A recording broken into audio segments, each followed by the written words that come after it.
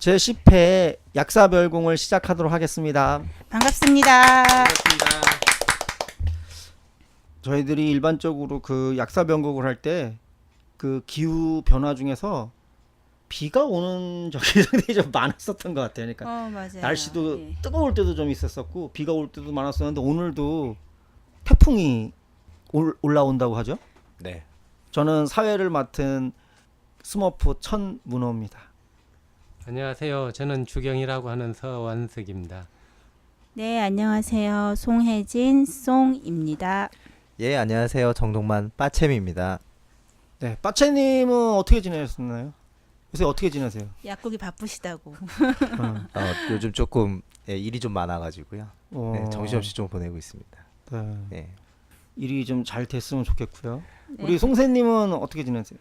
추석이 얼마 전에 지났잖아요. 네. 이제 날씨가 많이 추워지기도 했고 최근에는 기자회견이나 이런 부분 때문에 국회 앞에서 기자회견도 몇 번 갔었고, 예, 이래저래 우리 민주당 덕에 많은 바쁜 나날을 보내고 있는 중입니다. 예전에도 기자회견 여러 번 갔지 않으셨어요? 아니 요즘엔 좀 바빠진 것 같아요. 네. 예, 거리가 많아졌어요. 네, 갑자기 그렇죠. 네, 네. 네.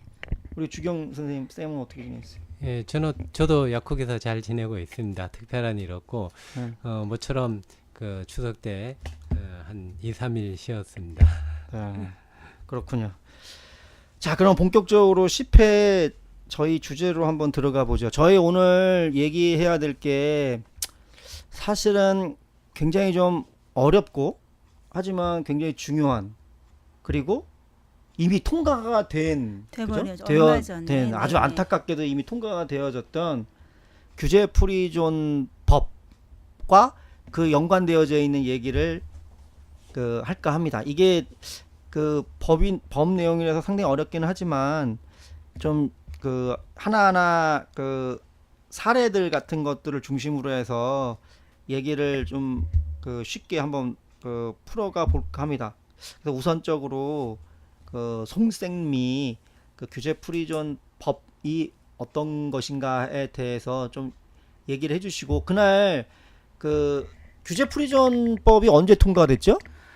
20일이었나요? 9월 20일이죠. 우리 문재인 대통령이 예. 김정은 북한 대표 만나서 그때 백두산 가는 그쵸, 날이잖아요. 백두산. 백두산 네, 천지에서 천지. 이렇게 분위기 좋은 그날 갑자기 예고도 없이 규제 프리존법이 통과가 되었던 날이죠. 그날이. 그래요. 그래서 그 전에 며칠 그 전서부터 반대를 하긴 했지만 그 전날 그 송쌤이 그 가서 기자회견도 하고 국회 가가지고 그 이 항의도 하고 그러셨죠? 네네네. 그때 분위기는 좀 어땠었나요? 근데 그 바로 전날에 기자회견을 하긴 했었지만 사실 시민사회단체에서는 바로 다음날 이렇게 본회의에서 통과를 시킬 거라고는 거의 설마 그러겠어라는 생각이 많이 있었거든요. 다음날 지금 남북 정상회담 기간 중이기도 했고 보통 그런 예고도 전혀 없었고 근데 갑작스럽게 그날 그 본회의 안에 이게 이 법안 포함이 되었다고 연락을 받아서 예 그때 회견도 하고 그랬었습니다. 그날 9월 20일 날 그 법안이 4개가 통과가 됐죠. 네. 근데 그 중에 하나를 제외해 놓고 나머지 법안들이 전부 다 특별법을 통과를 했어요. 특별법으로. 그죠? 네네. 그 특별법의 형식을 취한 이유가 있을까요? 그러니까 이게 특별법이라는 게 다른 법령보다 이게 우선을 하는 거기 때문에 우선은 기존에 있는 우리 의료약 같은 경우에는 약사법을 개정을 해야 되는데 그거를 개정하기는 이제 절차나 이런 게 복잡하니까 특별법 상으로 먼저 변경 사항을 두고 기존에 있는 약사법과 다른 의견이면 특별법이 우선이 되는 그렇죠. 특별법이 거잖아요. 우선이죠. 특별법 같은 경우에는 정부에서 그거를 이제 주도해서 정책을 진행을 하는 거고 근데 너무 중요한 법안들인데 사실 개인정보 같은 경우에도 개인정보 보호법이나 이런 거에 대해서 지금 많은 논란이 있고 어떻게 하면 지금 현재까지 사고도 많이 있었고 어떻게 보호를 잘 할 수 있는가에 대해서 논의를 전체적으로 해야 되는 하고 있는 중인데 이런 개인정보에 관련된 부분도 특별법 안에 넣어서 어떻게 하면 기업의 이 부분을 영리적으로 사용을 할 수 있게끔 이런 물꼬를 터준 역할을 하는 거기 때문에 과연 이런 식의 중요한 법안들을 특별법에 놓는 것이 옳은 것인가 이런 것도 생각을 해야 될 그러니까 부분이고요. 일반적으로 특별법을 갖다 놓는다는 얘기는 의회가 제일 중요한 거는 행정부를 견제를 하는 거잖아요. 입법이라고 하는 무기를 갖고. 근데 특별법으로 한다는 얘기는 입법이라고 하는 무기를 포기를 하고 행정부 마음대로 법을 운영할 수 있게끔 만들어준 형태라서 사실 좀 심하게 얘기를 하면 행정부의 권한이 강해지는 이거는 거죠. 민주주의에 반하는 형태의 행동을 한 거예요. 그 또 하나는 지금 이제 문재인 대통령과 김정은 위원장이 정말 오랜 시간에 한반도 냉전 구조를 해체를 한 건데 그 냉전 구조를 남한 내에 그 기업과 그러니까 계급 구조로서 다시 만들어준 게 되는 거죠. 왜냐하면 요번에 통과된 이 법들이 전부 다 기업한테 아주 자유롭게 이윤행위를 할 수 있게끔 허용해준 규제를 형태니까. 풀어주는 역할을 그렇죠? 하는 법들이죠. 그러니까 우선 우리가 이 규제 프리존법을 위시해서 4개의 법에 대해서 뭐라고 정의를 할 수 있는 거냐면 첫 번째는 그 행정부의 권한을 입법부가 견제하는 걸 포기를 한 반민주적인 처사라고 하는 걸로 하나 얘기할 수도 있고, 두 번째는 남북한 간의 냉전 구조를 남한 내의 기업과 그러니까 가진 자와 못 가진 자의 계급 적대로 심화시켰다라고 얘기를 할 수 있을 정도의 아주 중요한 법인데, 사실 근데 이 법이 굉장히 많이 안 알려져 있어요. 그죠? 그래서 오늘 우리가 이런 자리를 마련을 한 건데 선생님이 이 법에 대해서 좀 간단하게 설명을 좀 해주세요. 네, 규제 프리존법이라고 하면 저기 네네. 규제 프리존법은 일반적인 명칭이고 정확한 명칭부터 먼저 알려주시죠. 지금 현재 민주당에서 통과된 법률 정확한 명칭이 지역 특화 발전 특구에 대한 규제 특례법 전부 개정안인데요. 일명 지역 특구법이라고 이렇게 말은 해요. 지역 특구법요. 예, 근데 굉장히 좀 보면은 그 법률 안에 세세한 부분을 보면 사실상 이명박 박근혜 정부 때 추진되었던 그러한 안들이 거의 흡사하거나 아니면 오히려 업그레이드 규제 완화판인 경우가 많은데 이 대표 이런 단어 얻고 이런 부분만 약간 차이가 있을 뿐이지 큰 차이는 없습니다. 그리고 이 규제 프리존법의 지역 특구법이라고도 하지만 대충의 특징들을 살펴보면 우선은 의료 이쪽에 관련된 어떤 제품이나 의약품 허가나 이런 과정에 있어서 원칙적으로 우선은 허용을 해주고 규제는 사후에 먼저 사용을 하는 도중에 문제가 있는지 없는지 이런 부분을 평가를 사후에 하겠다는 게 큰 특징으로 볼 수가 있고, 또 이제 저번에 우리가 한번 했었죠. 의료기기 관련된 이런 제품들을 기업으로서는 이 제품을 허가받고 판매를 하기 위해서는 이제 식약처에서 어느 정도 일정 정도 그런 허가를 하는 그 과정이 있는데 그 과정 자체를 신속하게 일종의 생략해 주는 거죠. 그래서 어떻게 보면은 그런 안전성이나 유효성이나 이런 걸 담보되지 않은, 특히 또 의료기기 같은 경우에는 정확함도 필요한 부분인데 이게 신속 허가를 해줌으로써 국민들에게 어떻게 보면 국민들을 대상으로 임상 시험을 한 역할을 해주는 그런 측면도 있을 수 있을 것이고, 아까 말씀하셨지만 개인정보 부분, 이러한 특히 개인정보는 여러 가지 개인정보 부분이 있지만 특히 보건의료 부분의 개인정보는 기업들로서는 굉장한 메리트가 있는 정보이기 때문에 이게 어떻게 가공해서 이걸 자기 이제 기업 영리활동 추구하는 데 있어서 어떻게든 기업으로서는 그 정보를 받고 싶어 할 것이고 그 받는 데 있어서 개인정보보호법이라는 게 걸림막이 되어 있을 텐데 이거를 상당 부분 풀어서 뭐 가명정보라고 하나요? 가명정보 이런 식으로 풀면은 어느 정도 안전할 수 있겠다라고 설명은 하지만 그 부분에 있어서 많은 논란이 있는 부분인데 이게 지금 이번 법안에 포함이 되어 있었고요. 또 한 가지 부분은 이제 의료법 중에 보면은 그 의료기관 병원과 산업협력단이라고 해서 우리 병원이 비영리와 비영리 기관이잖아요. 이거 대놓고 영리 활동을 사업 활동을 할 수가 없는데 이제는 이제 그런 거에 대해서 풀어주게 된 거죠. 사실 근데 이 부분 영리병원 반대라는 말은 지난 박근혜 이명박 정부 때 우리가 이거를 막기 위해서 얼마나 많은 투쟁을 했었고 사실 그때는 잘 막았다고 생각을 했는데 이렇게 문재인 정권에 들어와서 이제는 병원이 스스로 의약품을 생산, 유통, 판매 뭐 의료기기부터 모든 관련된 제품을 할 수 있게끔 허가가 가능한 그걸 가능하게 해주는 법안들이 이번에 포함이 되어 있었습니다. 예, 이 정도 말씀드리면 될 것 같아요. 좀 네, 더 그러니까 자세한 규제 지금 송 쌤이 말했던 내용의 핵심이 그냥 한마디로 얘기를 하면 기업들을 위해서 그 기업들을 규제를 했던 그 법안들을 싹 다 무시하고 그러니까 그걸 우리가 규제 샌드박스라고 우리가 얘기를 하죠. 그 네. 샌드박스라고 하는 게 이게 애들이 노는 그 모래밭 놀이터 같은 것들을 우리가 얘기를 하는 건데 큰 놀이터, 모래밭에서 애들이 자유롭게 놀 수 있게끔.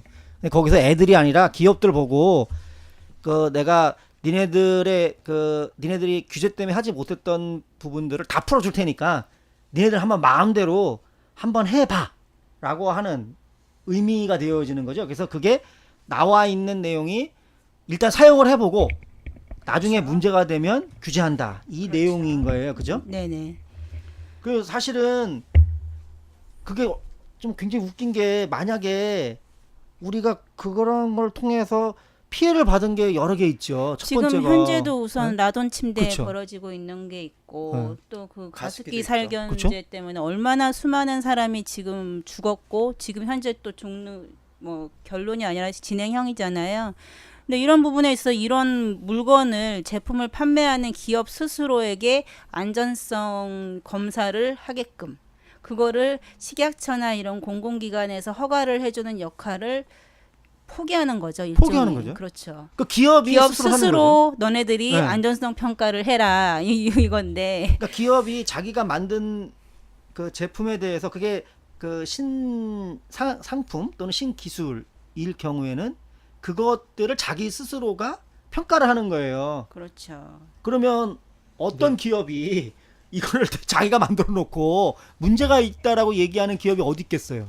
근데 만약에 그걸 썼는데 한 뭐 예를 들면 이게 4년까지 이거를 네네. 할 수 있는데 한 2년을 했는데 문제가 생겼어요. 그러면 문제가 생긴 측에서 당연히 뭔가 문제 제기를 할 텐데 여기에 또 무슨 내용이 들어가 있냐면 이런 내용이 들어가 있더라고요. 그게 고의가 아닐 경우에는 기업이 면제가 또 돼요. 그 어떤 기업이 내가 자유롭게 물건을 만들어냈는데 고의적으로 누구를 상해를 입히거나 그 사망에 이르게끔 하는 물건을 의도적으로 만드는 기업이 어디 있겠어요?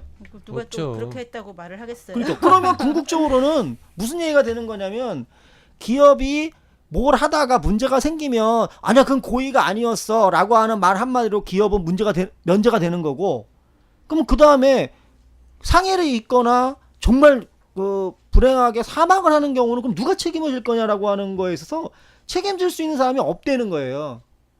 아무도 없죠. 그러면 예를 들어서 우리가 그 박근혜 정권 때 이게 나라냐라고 하는 구호를 외치면서 적폐청산을 얘기하고 문재인 정권이 들어갔는데 그러면 국가가 당연히 그런 사람 아픈 마음을 갖고 있는 그런 사람들을 보듬어 줘야 되는데 국가가 스스로 나서서 문재인 정권이 스스로 나서서 기업한테 자유롭게 해주고 다치면 남 올라가 하는 이거는 문재인 정권을 우리가 조금 심하게 얘기를 하면 경제 관련해서는 이명박근혜 정권의 계승자라고밖에는 얘기할 수 없는 이 부분에 그렇죠? 대해서는 충분히 그렇게 말을 할 수 있는 부분이 있죠.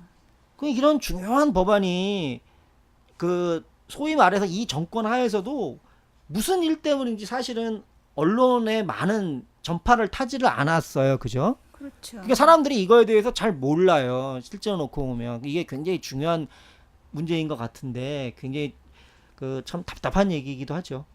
혁신경제, 4차 산업혁명 뭐 매우 많이 나오는 말들인데 사실 이거에 어떻게 보면 가려져서 국민의 안전이나 건강이나 이런 환경에 대한 부분이 이런 부분에 대해서 국가가 해야 될 일을 포기를 하고 기업에게 어떻게 보면은 이득을 안겨주는 거잖아요. 근데 그 이제 내용은 좀 그렇게 이 내용이 원래 법의 내용이기 때문에 더 뭐 이제 구체적인데 그거는 이미 통과가 됐고 뭐 이제 인터넷에 찾아보면 나오니까 이제 그 각자 찾아보시면 될 거고 두 번째는 왜 우리가 지금 놀라는 거는 뭐냐면 이게 이명박근혜도 아니고 왜 문재인 정권에서 이런 일이 일어났을까라고 하는 거예요. 이게 성장의 동력이 된다고 판단을 하니까 계속 이런 식의 정책을 추진을 하는 것 같은데 성장, 그죠? 그렇죠. 근데 이게 문제는 혁신 성장.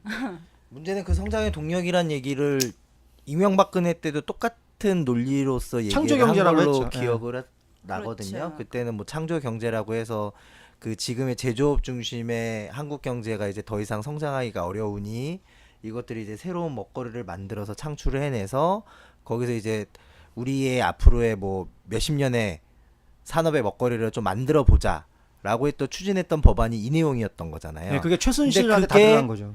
그게 지금의 문재인 정부에서 하고 있는 얘기가 똑같죠. 똑같은 얘기죠. 지금의 문재인 정부는 거기에 이제 하나를 더 붙였죠.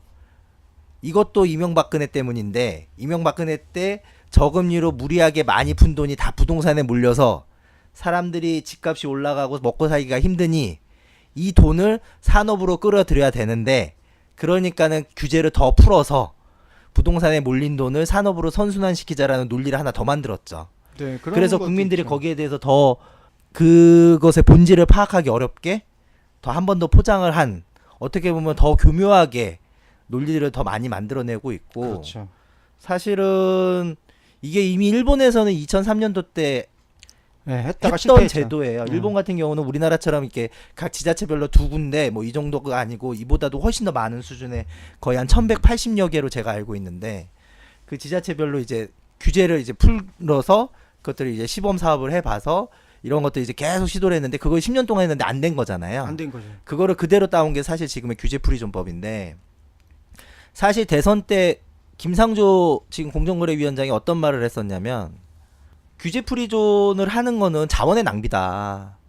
왜냐면 지자체별로 두 군데의 그 규제 자유를 할 수 있는 지역을 주거나 뭐 산업을 준다 하더라도 그것들이 지자체에서 어떤 산업을 할 것이며 어떤 규제를 풀 것이며 어떤 내용들을 만들어낼지에 대해서 각 지자체 간의 합의가 필요할 것인데 이것들을 합의하고 이런 과정들을 제대로 정확하게 거치지 못하다 보면 중복되는 사업들도 나타날 것이고 그리고 그 규제를 푸는 것 자체가 그 지역 내에서만 한다는 것이 국가적으로 이렇게 경제를 일으키는 데 있어서 어떤 동력이 되는지에 대해서 검증이 안 됐다 그러면서 얘기했던 게 일본 사례였거든요. 네. 근데 그게 불과 1년 3개월 전 얘기입니다.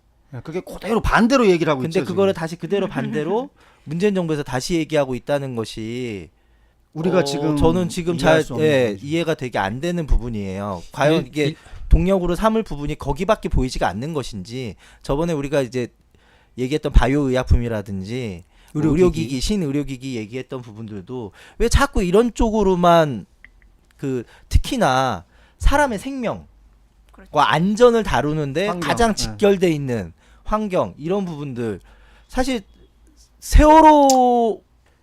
세월호의 그런 아픈 마음들 이런 것들이 국민들이 모여가지고 사실 적폐를 청산하고 이런 정부를 만든 것 중에 하나잖아요. 그렇죠. 그것이 굉장히 중요한 근데 거죠. 그런 것들을 어떻게 나중에 문제가 생겼을 때 그것들을 규제하겠다라고 얘기를 할 수가 있는 것인지 그런 얘기를 할 수 있는지가 참 어떻게 보면 참담한 심정이기도 맞아요. 합니다. 예. 일본이 네. 2003년도부터 10년 동안 전국에 1189개 규제 특구를 만들었다고 하네요. 네. 예, 상당히 많네요. 다 실패했잖아요. 우리나라 같은 경우에 보면 2017년도 12월 기준으로 보니까 경기도가 한 17곳이 되고 전국적으로 보니까 194개가 지정이 돼 있네요.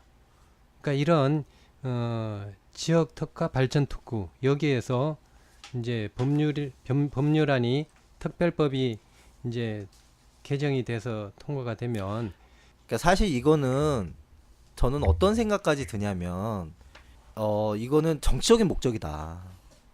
왜냐면 지난 4월 때 지방선거에서 압승을 했잖아요, 민주당이. 네. 그러니까 민주당이 이거는 장기 집권을 하기 위한 하나의 정치적인 포석이다. 왜냐면은 그럴 수도 이게 있어요. 지역에서 왜냐면 이거는 지역 주민들이 생각하기로는 우리 지역에 무슨 특구가 생기면은 갑자기 경제가 살아날 것 같고 거기에 투자되는 돈들이 들어올 것 같고 이런 식으로 사람들의 마음을 움직일 수가 있거든요. 지역 주민 특히나 지방 같은 경우는 서울로 모든 부가 집중돼 있고 자원들이 집중돼 있는 지금 상황에서는 지방 같은 경우는 이런 것들이 상당한 호재일 수가 있다고. 그러니까 지금 파채님이 아주 중요한 말을 지적해 주셨는데요. 그 첫 번째가 왜 문재인 정부에서 이걸 했을까라고 하는 거에서 우리가 첫 번째로 한번 추론해 볼 수 있는 게 지방선거 압승이에요. 그러니까 지방선거 압승을 통해서 자신감을 가진 거예요. 전국을 주도할 수 있다라고 하는.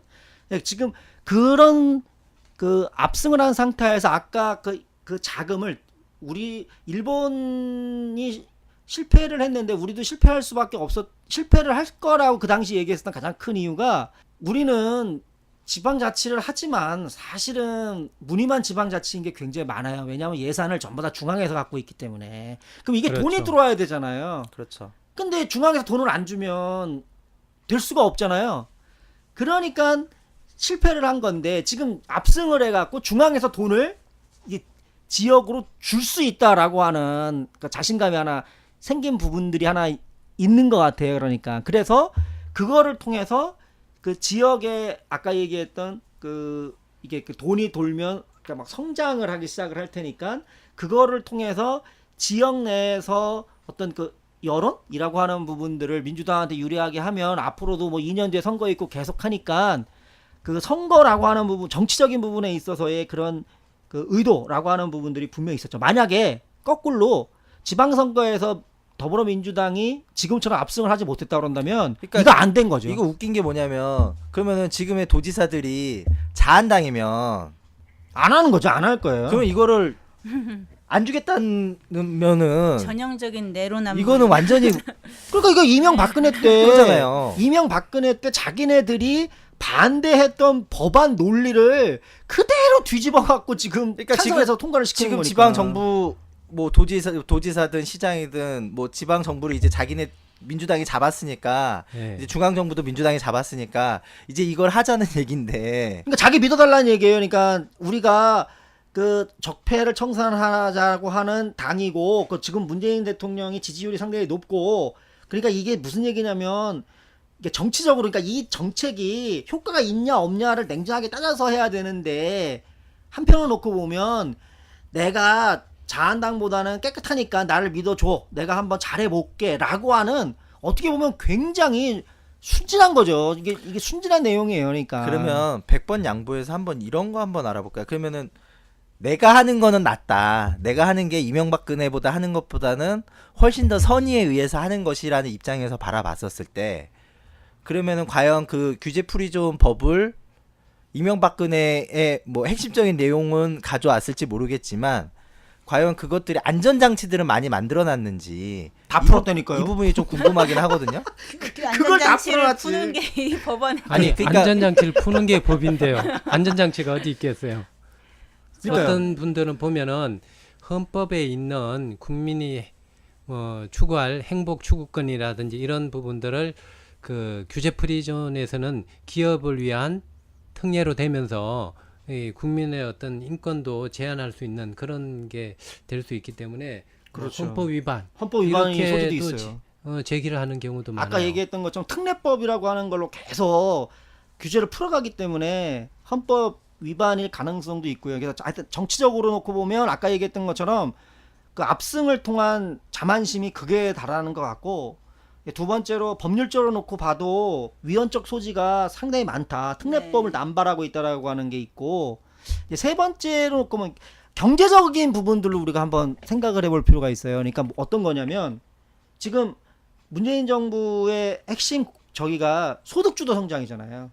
그냥 소득주도 성장이고, 그다음에 그 규제 완화, 규제 혁신, 그다음에 공정 성장 이런 거잖아요. 그러니까 성장이라고 하는 게 사실은 어떤 거냐면 우리가 성장을 한다라고 얘기했을 때 일반 우리 국민들은 성장을 해야 된다고 생각을 하거든요. 성장.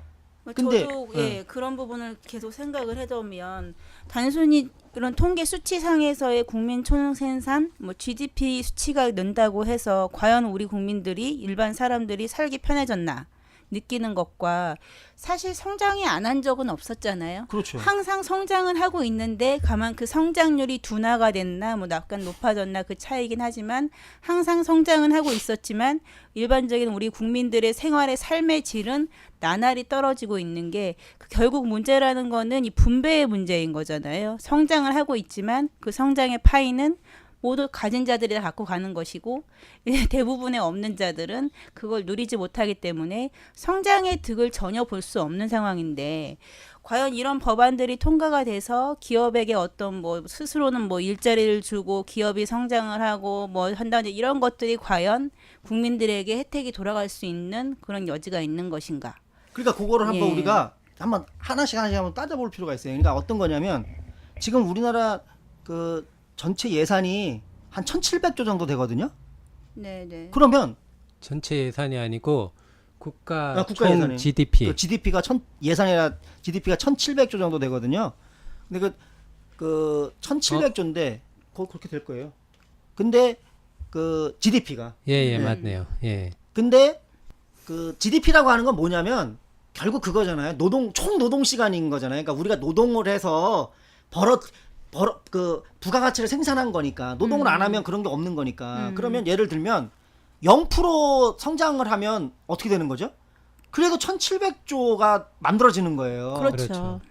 근데 지금 그 1,700조 내에서 지금 송쌤이 얘기한 것처럼 그렇게 1,700조를 벌어서 뭐 3만 불이니 뭐 이런 얘기를 해도 실질적으로는 그걸 못 느끼잖아요. 오히려 더 힘들다고 많이들 말을 하죠. 힘들고 사실. 그렇죠. 예, 소득 양극화가 커지고 있으니까. 네. 그러니까 성장이라고 하는 부분들이 사실은 누구를 위한 성장이냐라고 하는 부분들은 아까 잘 지적해 줬던 것처럼 지금까지도 사실은 기업을 위한 성장을 했던 거거든요. 그런데 지금 더 기업을 위해서 더 성장을 하게끔 만들어낸다는 얘기는 이게 소득주도 성장이라고 하는 것과 완전히 모순적인 얘기가 되는 거잖아요. 그러니까 소득주도 성장이라고 하는 게 어떤 거였냐면 최저임금 올리고 그렇지 않겠어요? 그러니까 공정한 경쟁을 공정한 하고. 경쟁을 해서 이 가진 자의 그 부를 조금 이것도 증세도 아니에요. 사실은 증세를 자꾸 회피하기 때문에 증세가 동반돼야 되는데 일단 증세는 빼고 증세 안 하는 것 같아요. 증세 빼고 어쨌든 기업에서 최저임금을 올려갖고 그 최저임금 올린다는 얘기는 기업의 부를 일정 정도 그 노동자한테 준다는 얘기잖아요. 그러니까 근데 그런 식으로 해서 소비 여력이 생기면 이 사람들이 돈을 써서 그러면 이게 유효 수요라고 하는 이게 케인즈주의인데 그렇죠. 유효 맞아요. 수요가 돌아가기 수요를 시작을 하면서 만들어내는 거죠. 네. 수요가 만들어지니까 공급이 따라가 갖고 다시 생산이 늘어나서 이 선순환이 될 거다라고 한 얘기가 소득주도 성장이거든요. 그런데 갑자기 1년을 했는데 이게 쇼크로 온 게 뭐냐면 일자리가 안 늘어났다는 거예요. 그러니까 일자리가 안 늘어났다라고 막 보수 언론에서 쌩 난리를 치니까 갑자기 그 청와대 정책실장하고 부총리가 뭐 갈등설이 나오기 시작을 하면서 어느 순간에 혁신성장이라고 하는 쪽으로 확 넘어갔는데 그 핵심이 그거잖아요. 혁신성장이라고 하는 거의 핵심이 뭐냐면 지금 얘기하는 이거예요. 기업한테 자유롭게 일을 하게끔 해줘서 그 기업이 파이를 키워내라는 거죠. 그러면 이명박하고 박근혜 때 했던 기업하기 좋은 나라, 창조경제 이거랑 다른 게 없는 거예요. 그건 이명박근혜도 그렇지만은 예전에 박정희 때 했던 개발 성장 시대의 그렇죠. 논리하고 똑같죠. 똑같은 파이를 논리. 키워서 나눠 먹자는 건데. 네. 안 나눠 먹는 나눠준다는 거 사실은 나왔거든요. 문재인 정부는 나눠 먹은 게 안 돼서 만들어진 그러니까요. 정부잖아요. 나눠 먹자고 해서 만들어진 정부인데 이게 그리고 또 앞뒤가 잘못됐죠. 문제가 네. 되는 게 성장 측면에서 보면 지금 현재 우리 소득 불균형이 굉장히 심각한 지경인데 이 소득 중하위권에 있는 사람들 같은 경우에는 건강이나 질병이나 이런 부분에 있어서 충분한 케어가 안 되고 있기 때문에 1차 의료 부재나 이런 부분이 근데 이런 부분에 대해서 만약에 큰 병에 걸린다거나 하면 그 이제 경제적으로 본인들의 그 수준 확 떨어지는 거잖아요. 삶의 질이나 이런 부분이. 근데 지금 이런 추진하고 있는 정책들 같은 경우에는 어떻게 보면 그러한 국민의 건강이나 질병 이런 거에 생명. 대해서 네. 생명에 관련돼서 그런 걸 어떻게 좀 도와줄 수 있는 정책이랑은 배치가 되는 정책들이라고 볼 수 있기 때문에 그런 것도 공공의료나 이런 부분이 오히려 치중을 해야 되는데 그거를 오히려 망각하고 개인 뭐 건강관리 서비스 이런 식으로 해서 민간의 영역에서 이제 개인이 스스로 자기 건강을 이제 지켜내야 하는 그런 부분을 공공의 영역에서 끌어당겨서 해야 되는데 이걸 자꾸 이제 기업에게 역할을 주는 상황이기 때문에 이런 부분도 영향이 있죠.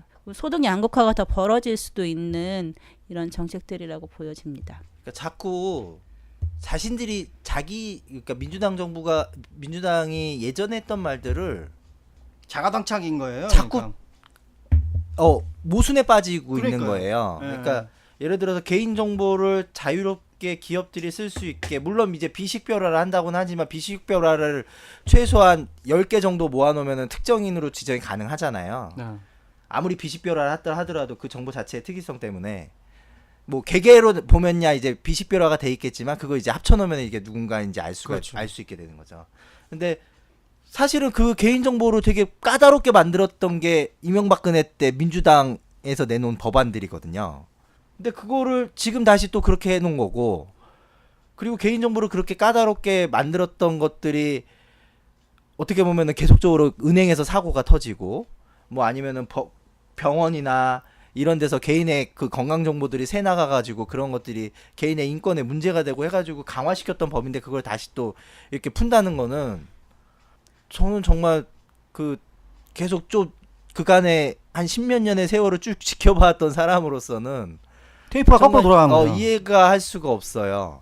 그러니까 다시 이제 우리가 이걸 네. 정리를 해보면 정치적으로 아까 얘기를 했고 법률적으로 얘기했고 경제적으로도 지금 저희들이 정리를 했어요. 그러니까 문재인 정부의 주요 그 경제 정책인 소득 주도 성장과 완전히 배치되는 형태의 혁신 성장이라고 하는 부분들을 그러니까 근데 이쪽은 계속 그거를 상호 보완적이라고 얘기를 하는데 아무리 생각을 해봐도 상호 보완적일 가능성이 없는 거예요. 그러니까 곰방 저희들이 얘기했던 것처럼 그러니까 경제 정책을 완전히 이명박근혜 정부의 정책으로 돌아갔다. 이거는 아마도 그 제가 생각할 때는 이게 관료들이 정책을 내니까 그 관료들이 정부의 주도권을 쥐어가고 있는 거 아닌가라고 하는 생각이 관료는 좀 바뀌지 않았으니까. 예, 관료는 안 바뀌죠. 그러니까 정권은 이렇게 바뀌었다. 서랍에 하더라도. 넣어놨다가 필요하면 그때 뺐으니까 똑같은 걸 뺐쓰는 거거든요. 똑같은 걸 뺀 거죠. 예, 그게 지금 얘기했던 이명박근혜 때 얘기했던 법안들을 조금씩 그 저기만 바뀐 거예요. 이름만 좀 바뀌고 이름만 살짝 좀 바뀐 바뀌어서. 거죠. 그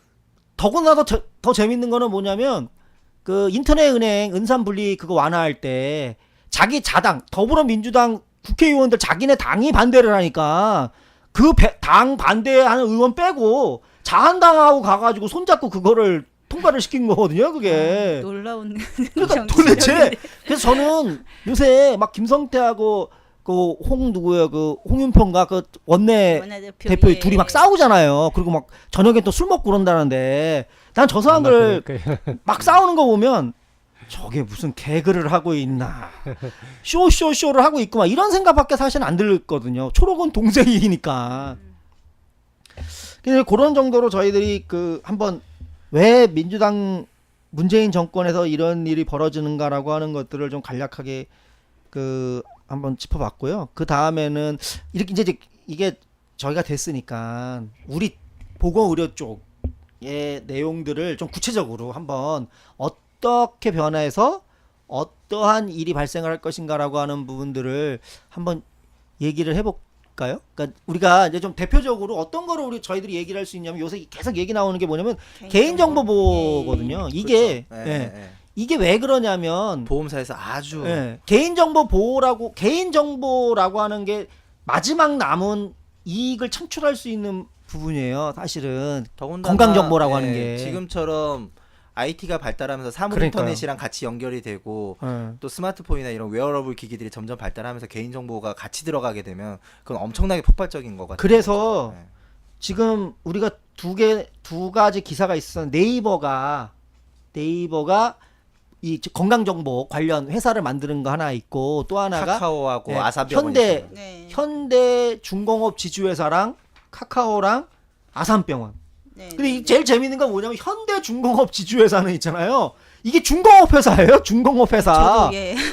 근데 이 회사가 어차피 현대 아산병원은 현대 같은 현대가니까 그렇다 치고 카카오랑 손을 잡고 이거에 뛰어들었다는 거예요. 그러니까 이 얘기는 무슨 얘기냐면 여기가 돈벌이 수단이 될 거라고 하는 것들 냄새를 맡은 거죠. 중공업 업체에서 중공업 지주 현대 중공업 지주회사 아니에요 거기. 이제 배를 안 만들고 예, 뭘 만들라고? 근데 이거를 가만히 보면 이제 저희들이 이제 개인 정보, 건강 정보죠. 그러니까 지금 우리나라 건강 정보는 어디에 있죠? 심평원에 하나 있고 건강보험공단, 건강보험공단에 있고 질병본부에 또 이제 질병관리본부에 유전체 있고 각 병원에 있고 저희들이 근무하는 약국에 약국에도 있고. 또 있고. 그죠? 근데 약국하고 병원은 엄청 까다롭잖아요. 그렇죠. 그 개인정보 그거 매번 서약서 써야 되고 자율 점검해야 되고 그러니까요. 재작년이 3년 전인가요? 4년 전인가요? 약국에서 처방전 그 정보 좋죠. 개인 정보도 아니고 약국의 처방전을 비식별화해 가지고 그것들을 해외 업체 데이터베이스화 했다는 이유 하나만으로 업체들이랑 다 검찰 수사 받고 근데 그 준 거 아니에요? 그러니까 안 그거 아직까지 지금 논란이 있죠. 논란이 있는 건가요? 지금 뭐 말이 많죠. 예.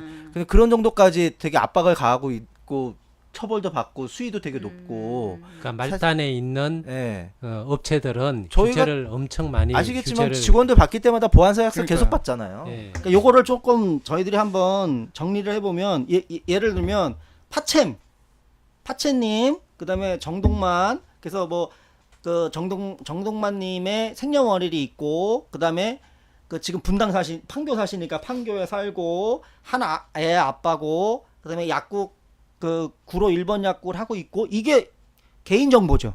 그렇죠. 이게 개인 정보거든요. 거기에 이제 파챔 정동만을 홍길동으로 싹 바꿔요. 그러면 이게 가명 정보가 되는 거예요. 가명 정보가 되고. 근데 이 가명 정보서부터 우리가 비식별화라고 하는 작업을 한다고 얘기를 하는 거거든요. 실제로 놓고 보면. 그리고 나서 거의 근데 왜 내 정보를 다 얘기하는 거예요? 그러게 말이에요. 근데 이제 거기에 개인정보법 예를 들면 위반 이게 행위를 가명 하고 정보인데 이거보다 더 한 단계 완전히 비식별화할 수 있는 게 이제 익명 정보가 그렇죠. 되지. 그러니까 익명 정보는 그냥 뭐가 되냐면 그 통계 자료 파챔. 정도. 그다음에 판교 40대 남성. 40대 남성 이렇게 딱 되는 거죠. 이렇게 되어지면 알 수가 없잖아요. 그렇죠. 여기 듣는 분들은 다 아실 것 같은데. 뭐 별건 뭐 이제 좀 개인은 누군지 모르지만 이 개인이 예를 좀 다르게 좀 10명, 들어서. 수백 명 모이게 되면은 다양한 정보를 가공 추출해서 당연히 그러니까요. 가능해요. 근데 이제 그거는- 예를 들면 그건 이런 충분히 거죠. 가능합니다. 지금 예. 우리가 그 잠깐 오해를 하고 있는 게 뭐냐면 가명 정보가 비식별화가 됐다라고 얘기를 하는데 가명 정보를 특정화할 수 있는 다른 장치가 있는 거죠. 그러니까 예를 들면 그쵸? 지금 예를 들어서 이 가명 정보를 이게 가명 정보화를 한 다음에 민간 기업에다 줬어요. 근데 그 민간 기업에서 굉장히 많은 또 데이터를 갖고 있을 거 아니에요? 그거랑 또 민간 기업끼리 아까 얘기했던 현대중공업, 카카오, 그다음에 현대아산병원 여기서 갖고 있는 데이터를 거기다 서로 붙여요. 조합을 이렇게. 하면은 그러면 이제 가능한 거죠. 가능한 거죠. 원 정보를 알고. 혹시 네. 서치란 영화 보셨어요? 서치가 그런 거죠. 그러니까. 서치란 영화를 보면은 그 따로따로 각각의 흩어져 있는 정보들이 조합이 됐었을 때 누군가이고 어떤 장소이고 어떤 시간대를 특정할 수 있는지를 딱 보여주잖아요. 그러니까요. 저는 보면서 저는 이 생각이 들었어요. 그 영화를 보면서 야 이거는 개인정보를 아무리 비식별화해도 이거 찾아내는 건 일도 아니겠다. 근데 이렇게 잠깐만, 인터넷에 흩어진 정보도 그러니까요. 그렇게 알아내는 이 정부에서 가명 정보를 해놓고 이게 비식별화를 했다고 계속 우기고 있는 거고, 그러니까 익명 정보를 하면 사실은 이거는 식별화를 하기가 굉장히 어렵기 때문에 통계 자료로서도 굉장히 어렵거든요. 그러니까 익명 정보를 통해서 뭔가를 하려고 하는 게 아니라 일단 가명 정보를 하고, 더 재밌는 거는 사실은 가명 정보도 우리가 그 학술, 공적인 활동에 에만 써야 되는 써야 게 되는 거죠. 근데 특히 이런 건강 질병에 관련돼 보면 굉장히 프라이빗한 부분이어서 공적인 영역에 있어서 그 정보를 쓴다 하더라도 그럴지라도 개인의 허락을 동의를 받아야 되는 게 되죠. 당연한 건데 사실 개인의 동의에 법는 그 부분은 아예 생략돼 버리고 이제 정부가 대체 무슨 권한으로 이 개인들의 질병 정보를 갖고 그게 논란이 되는 거죠. 예, 이거를 뭐 식별을 못하게 했느니 어쩌느니 이걸 기업에 주냐 안 주니를 갖고 얘기하는데 여기서 과연 이 정보의 주체인 개인은 어디 갔냐라는 그러니까 거예요. 거기서 이제 돈이 되는 거예요. 이게 어떻게 돈이 되는 거냐면 우리가 이제 의약품을 만들어내는데 지금 그 사람들이 제일 많이 얘기하는 게 의약품의 그 신약 후보 물질을 걸러내는데 AI를 사용을 한다라고 얘기를 하잖아요. 인공지능을 사용을 한다. 그래서 우리가 그 예전에 그 바둑 둘 때 그 있었잖아요. 네네. 딥러닝이라고 하는 거. 예, 예, 예. 근데 제일 중요한 게 그거잖아요. 딥러닝을 시키려면 인공지능한테 데이터를 줘야 될 거 아니에요. 그 데이터가 어떤 데이터냐면 가명 정보된 데이터를 주겠다는 거예요. 그러니까, 그러니까 이 데이터가 그다음에 뭐 병원에서 갖고 있는 데이터, 예를 들면 카카오와 현대 아산병원이라면 아산병원에서 갖고 있는 데이터, 카카오에서 갖고 있는 데이터, 이거를 딱 모아버리면 여기서 특정한 사람이 개인이 형성이 될 수 있고, 밝혀질 수 예, 있죠. 그러면 그 사람과 누구랑 연결되냐면 민간보험회사랑 또 연결이 그렇죠. 되어지겠죠. 또 민간 보험회사에서는 이 사람의 정보를 갖고 아 이건 내 보험에 가입할 사람인가 아닌가를 판단을 하고 그렇죠. 이게 충분히 가능 거기에 따라 그러니까 되는 거고. 지금 우리가 자꾸만 이 문재인 정부에서 이 잠깐만 호도를 하는 게 뭐냐면 가명 정보라 하더라도 공공의 목적을 갖고 사용을 해야 되는데 이 가명 정보라고 하는 것들을 자꾸만 다른 민간이 갖고 있는 정보랑 붙여서 사용해서 이익을 낼 수 있게끔 하는 방향으로 계속 얘기를 하고 있고 그런 방향으로 지금 요번에 법이 개정이 되어진 거고. 그렇죠. 근데 그렇게 됐을 때 자꾸만 무슨 얘기를 하냐면 그렇게를 하면은 진료를 할 때 뭐 IBM 왓슨 같은 것처럼 진료를 하는데 우리가 정확하게 진료를 할 수 있다는 둥 또는 약을 만들어내는데 그 많은 정보가 그 취합이 되어지기 때문에 신약을 만들어낼 수 있다는 둥 이런 식으로 자꾸만 호도를 해서 그 원 데이터 주인이 그 문제가 발생하는 그러니까 개인 정보 때문에 문제가 발생이 되어질 수 있는 그 부분들은 계속 은폐를 하고 있다는 거예요. 그렇죠.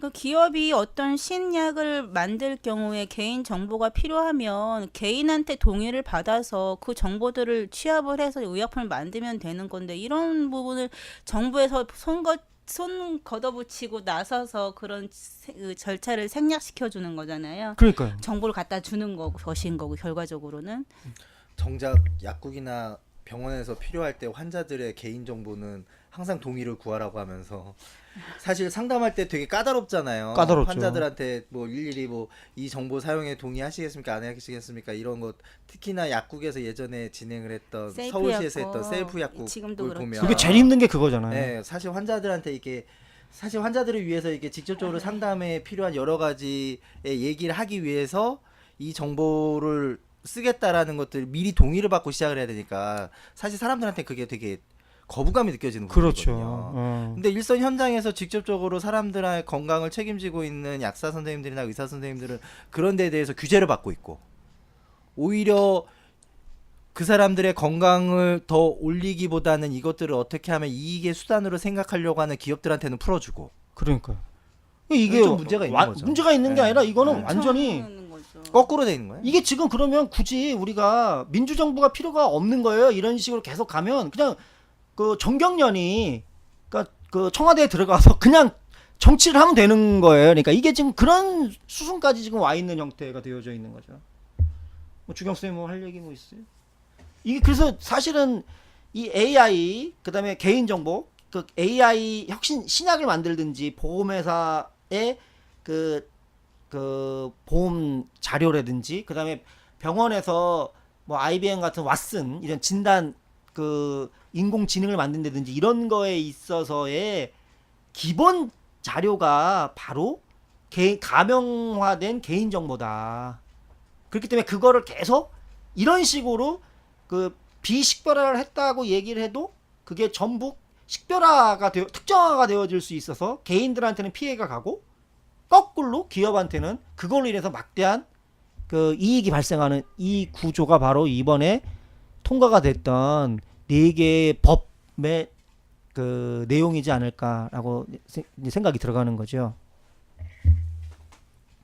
그래서 이제 저희들이 그 첫 번째 그 규제 프리존법을 위시를 해서 그 9월 20일 날 통과된 법의 내용을 좀 살펴봤고, 두 번째는 왜 좀 황당하지만 문재인 정부에서 이와 같은 일을 했을까라고 하는 것들을 몇 개의 영역으로 나눠서 한번 짚어봤고, 그다음에 그 특히 이제 보건의료 쪽 부분들, 특히 저희들이 약사니까 그 혁신 신약을 뭐 그 AI를 통해서 만들어낼 수 있다라고 하는 이것들은 무엇을 얘기하고 있는 것인지, 그거는 다시 얘기를 하면 개인 정보를 팔아서 기업이 이익을 취할 수 있는 형태로 되어진다라고 하는 부분들을 얘기를 한 거죠. 근데 그러면 우리가 이제 시간도 많이 지났고 그 마지막으로 이렇게 통과된 법을 그 통과가 됐는데 우리는 어떻게 해야 될까요?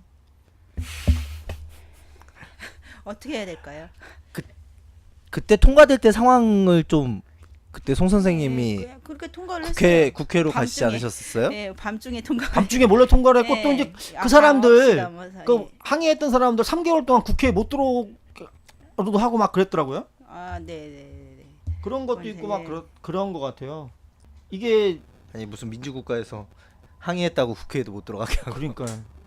이 부분들을 그 저희들이 그 계속적으로 문제점을 그 틈만 날 때마다 그 알릴 수 있는 범위 내에서 계속 알려야 될 것 같아요. 그래야 될 것 같아요. 그렇죠. 왜냐면 알려야 이게 될것 지금 같아요. 언론에서도 거의 얘기하고 있지 않은 부분이기 때문에 사실 이런 공간을 통해서라도 뭐 한 사람의 시민이라도 이런 본질에 대해서 알아가시는 것이 우리의 인권이라던가 민주주의라던가 이런 것들을 지키는 것이라고 좀 생각을 하고요. 그러니까 문재인 정부가 남북 관계는 정말 잘하고 있어요. 남북 관계는 뭐 어떤 역대 정권보다 정말 뭐 비견할 수 없을 정도로 잘하고 있고 또 그렇게 해야 되죠. 아시죠? 이거 법안 통과된 날이 9월 20일. 그러니까요. 백두산 올라간 날. 근데 그거를 제외해 놓고 지금 그 이 나머지 부분에 있어서 뭐 적폐청산이라고 하는 것도 자꾸만 미적미적거리고 있고, 그다음에 특히 이런 그 경제 관련 법안 이런 부분들이 이명박근혜 정부의 것들을 그대로 갖고 와서 아까 초반에 더 업그레이드를 시켜갖고 그 기업을 위한 나라로 만들어내는 이 부분들은 저희들이 계속적으로 비판을 하고 그 여러 가지 루트를 통해서 이 정부한테 항의를 하고 그런 피해가 그 발생이 그 안 되게 최소한 안 되게 할 수 있도록 좀 많은 노력을 해야 될 것 같아요. 그래서 좀 많은 시간 이거 얘기했는데 뭐 마지막으로 뭐 하신 말씀 있으면 한 마디씩 하고 끝마치도록 할까요? 아니 저희 다음번 주제 잠깐 얘기해 주시면 좋을 것 같아요. 다음번. 송쌤 우리 다음번 뭐 할까요? 이번에 역시 며칠 전에 민주당 기동민 의원인가요? 그래서 의원 입법 발의로 혁신 그분도 대학교 때 운동 열심히 하셨어요. 그런가요? 그런 사람 많아요. 혁신 신약의 그 이제 허가가 신속한 허가 사용을 위한 법안을 발의했는데 이게 엄청난 재미있는 법안이 이거 재밌는 게 아니라 엄청나게 무서운 내용이에요. 그렇죠. 네, 이거 이 법안을 정말 심각한 비롯해서 내용이에요. 저희 신약 허가 과정이나 약값 결정 과정이나 이런 부분에 대해서 다음 시간에는 얘기를 한번 했으면 합니다. 저는 마지막으로 뭐 어쨌든 문재인 정부에서 규제에 대해서 계속 얘기하는 부분이 그런 거잖아요. 문제가 생기면 그때가 사겠다. 일단은 풀겠다. 그러니까요. 근데 예전에 우리 선조께서 아주 좋은 말씀을 남기신 게 있습니다. 같은 선조인가요? 소일구 외양간 고치. 아, 네, 네, 그 얘기. 사후 약방. 지금 문재인 정부는 소일구 외양간을 고치려고 하고 있는 거거든요. 네, 소를 잃지 말아야죠. 그렇죠. 네, 네. 맞습니다. 일의 선우가 무엇인지를 다시 한번 국민의 입장에서 생각하는 정부가 되었으면 좋겠습니다. 파채님이 아까 처음에 시작할 때는 조금 힘들어하셨는데 지금 완전히 이제 몸이 풀리셔서 네, 정신을 완전히 차리신 것 같아요.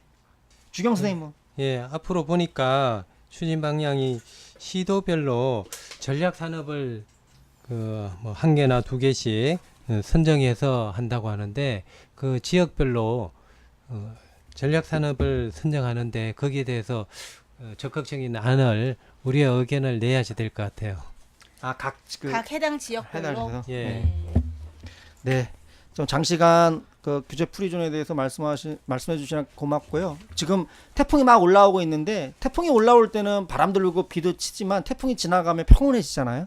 그러니까 지금 이런 평온이 올 줄 알았죠. 그러니까 앞으로도 우리가 이런 그 태풍과 같은 이런 지금 법안들을 많이 저지를 해서 평온한 세상으로 만들었으면 좋겠습니다. 장시간 그 말씀해 주셔서 감사합니다. 다음에 또 뵐게요. 수고하셨습니다. 수고하셨습니다. 다음에 봬요. 고맙습니다.